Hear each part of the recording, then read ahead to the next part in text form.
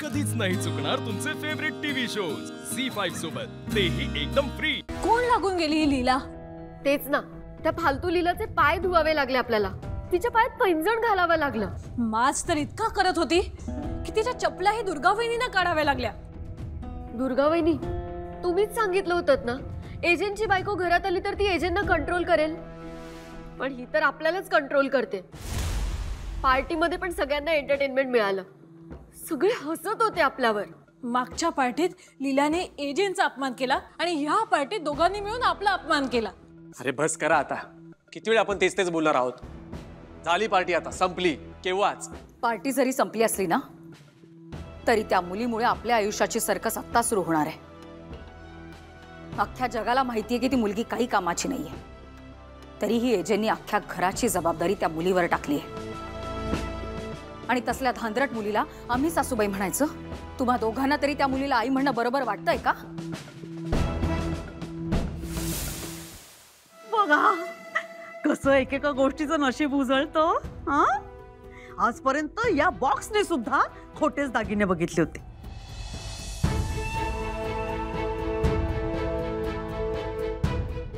पण लीलामुळे यांचे नशीब फळफळलं। अहो, की तुम्ही मला नेहमी विचारता ना की मी लीलाला सारखं तुमची मुलगी असं का म्हणते, पण आज मी अभिमानाने सांगते की लीला माझी मुलगी आहे।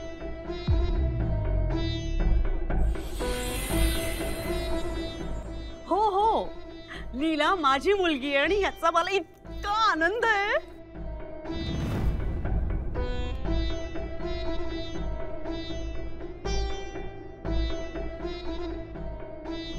लीलाने मला तिचा अभिमान वाटेल असं काहीतरी केलं। आई गं, आयुष्य जगायला ना पैसा लागतो, प्रेम नाही।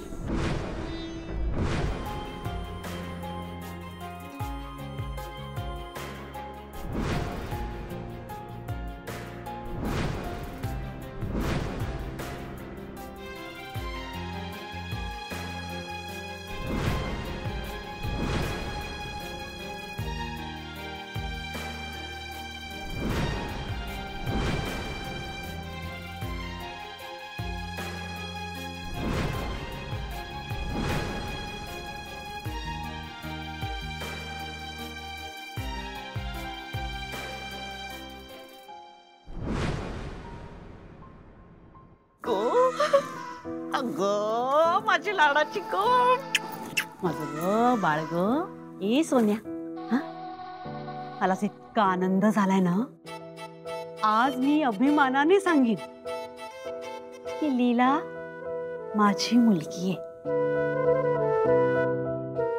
मला ना तुला शाबासकी द्यावीशी वाटते। शाबास शाबास। ताई, अगं खरं सांग ना, तुला आवडलेत का ते जे? तुला खरंच हे लग्न करायचंय का? झी5 ॲप डाउनलोड करा आणि पहा सर्व एपिसोड्स एकदम फ्री।